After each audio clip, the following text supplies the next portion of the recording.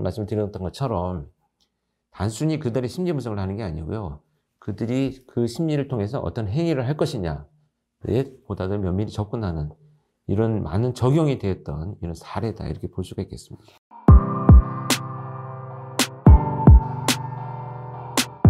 정남규는 사건 이야기를 하지 않을 때면 표정이 전혀 없었습니다. 무엇이 그를 이토록 잔인한 살인마로 만들었을까요? 권일용 프로파일러는 정남규의 어린 시절에 대해 물었습니다. 지금 생각해도 인상이 찌푸려지는 안 좋았던 어린 시절 기억에 대해 묻자 정남규는 자신이 10살 때 동네 아저씨에 의해 야산으로 끌려올라가 성범죄를 당했다고 했습니다.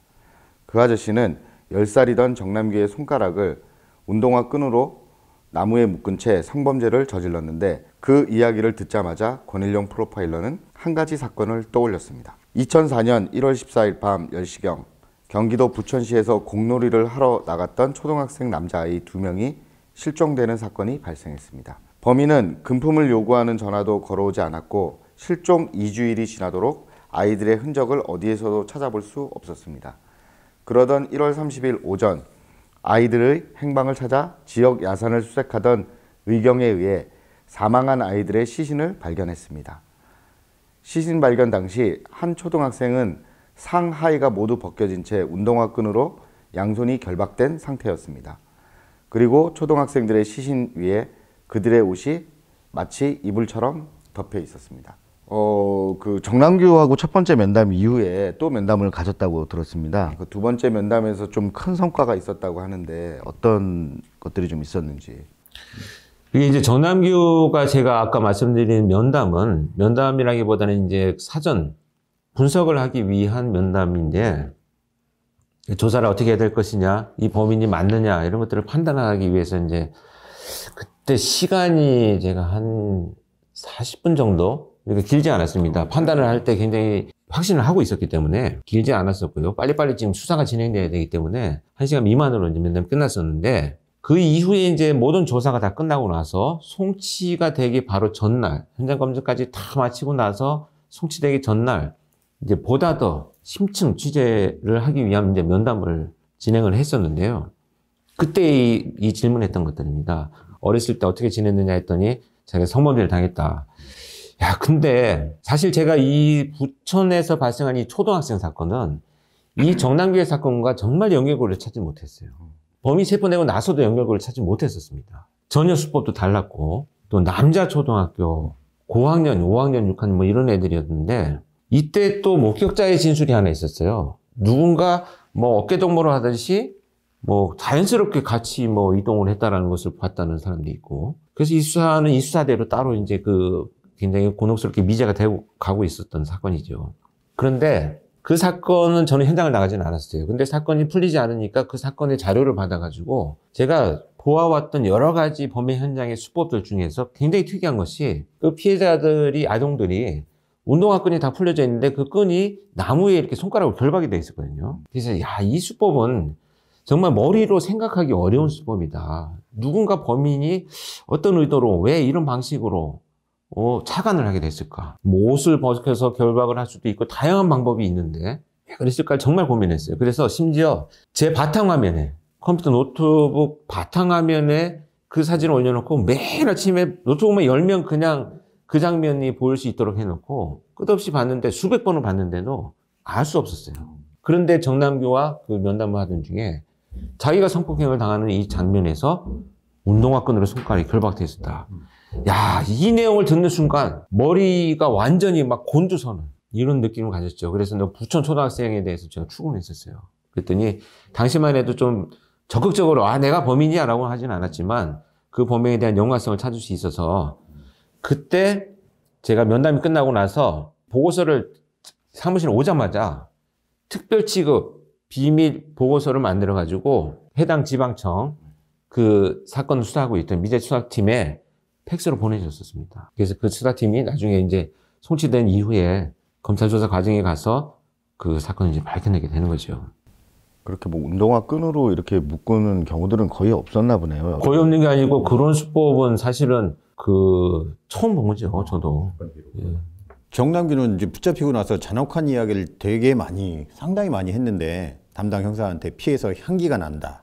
아니면 재판할 때 담배는 끊어도 살인은 못 끊는다라고 했는데 만약 당시에 정남규가 잡히지 않았다면 절대 혼자서는 범행을 멈추지 못했을까요? 아유, 당연히 그렇죠. 지금 이 범죄는 아마 제가 그때 체포되지 않았다면 방화 범죄가 훨씬 더 발전해가지고 범행 현장의 흔적을 적극적으로 은폐하고 기존에는 인화물질을 갖고 다니지 않았어요.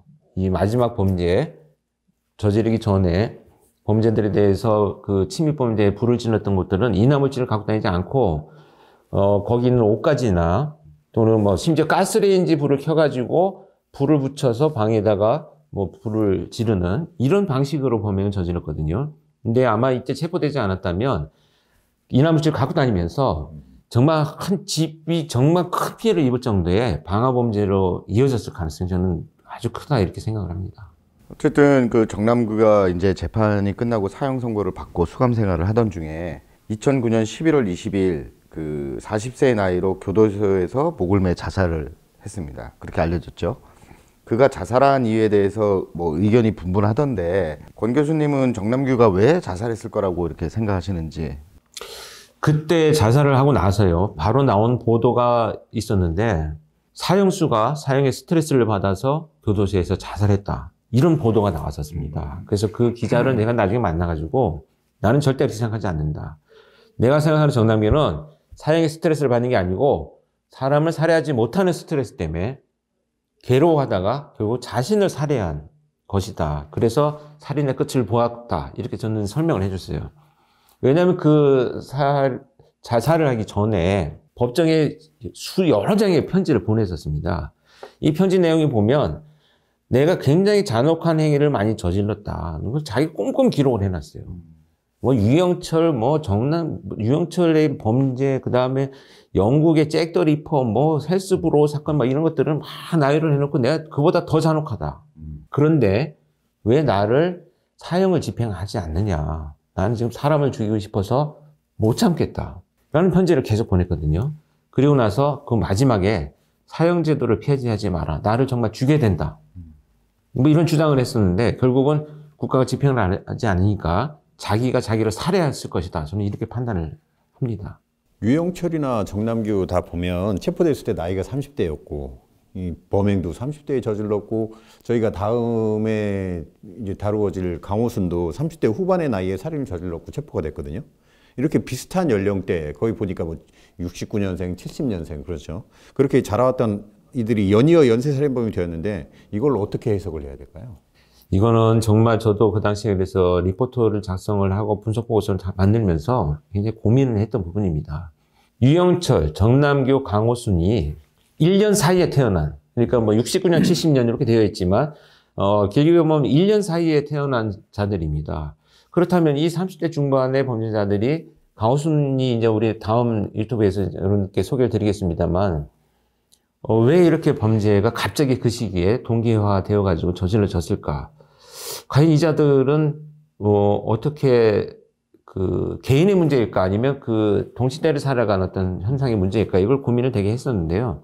사실 답은 없습니다. 왜냐하면 두 가지 측면인데 첫 번째, 70년생, 69년생, 70년생들이 겪어왔던 어떤 경제적인 급변화된 사회적 문제들을 이유로 들 수가 있겠죠.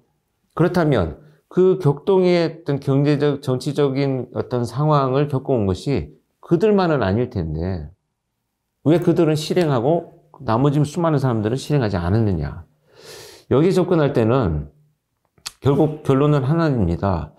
제가 볼 때는 이 정남규, 유영철, 강호순은 결국 고립되어 있었던 사람들이다. 이런 것이 대표적인 특징이고요. 물리적으로든 심리적으로든. 특히 정남규 같은 경우에는 집에 압수수색 갔을 때 어머니와 남동생이 같이 살고 있었습니다만 진짜 한 집에 살면서도 섬처럼 전혀 가족 간의 어떤 유대관계는 없었던 그런 삶이었고요. 그래서 고립되어 있는 사람들이었다. 이것이 대표적인 특징이다. 이렇게 볼 수가 있겠지만 어찌됐건 원인을 다 밝힐 수는 없습니다. 앞으로도 연구가 더 진행이 돼야 될 것 같고요.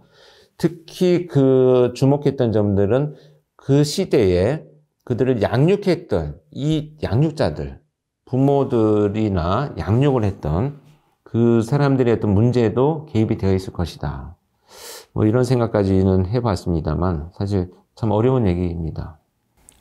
지금 말씀하신 내용이 결과적으로는 뭐 그런 사회에 미친 영향 이런 거에 대해서 좀 말씀을 하신 것 같은데 결국 그 정남규 연쇄살인 사건 혹은 뭐 유영철 그 뒤에 이제 강호순 이런 사건들이 사회에 남겨진 영향 혹은 뭐 우리 그 저기 교수님 몸담았던 경찰에 미쳤던 영향 뭐 이런 것들이 좀 있으면 간략하게 좀 한번 설명해 주시죠. 이런 유영철과 정남규 살인 사건이 2003년부터 2006년에 검거될 때까지 3년 동안 집중적으로 서울에서 이루어졌었습니다. 좀 다시 한번 그 경찰에 당시 몸담았던 한 사람으로서 희생된 피해자들에게 정말 죄책감과 죄송스러운 마음을 아직도 잊지 않고 있습니다. 그리고 남은 유가족들 다시 한번 위로의 말씀을 드립니다. 미리 막지 못한 잘못이 있습니다. 그래서 정말 죄송하고요. 그런 내용들을 이렇게나마 전달을 해드리면서 이가 얼마나 잔혹했는지 또 그 이후에 경찰이 좀 더 프로파일링이 발전해 나가면서 그 다른 연쇄 범죄를 막고자 예방하고자 끝없이 노력했습니다. 그럼에도 불구하고 또 3년 지난 후에 2006년에 검거되고 2007년도에 강호순이라는 연쇄살인 사건이 발생을 했습니다. 정말 가슴 아프고 안타까운 일이긴 합니다만 다음 사건에서는 강호순 사건을 소개를 드리면서 여러분들 한국에 그들은 왜 연쇄살인범이 되었나 시리즈를 이어가 보도록 하겠습니다. 오늘도 힘들고 어려운 범죄 이야기를 들으셔 여러분들께 다시 좀 감사드리고요. 다시 한번 마지막으로 이 유튜브의 가장 큰 목적은 범죄자들을 이해하고 범죄자들의 심리를 통해서 우리가 왜 벌어지고 왜 발생했는가를 다양한 각도에서 알아보기 위한 목적이 있다. 이렇게 이해를 해주셨으면 좋겠습니다. 고맙습니다. 감사합니다.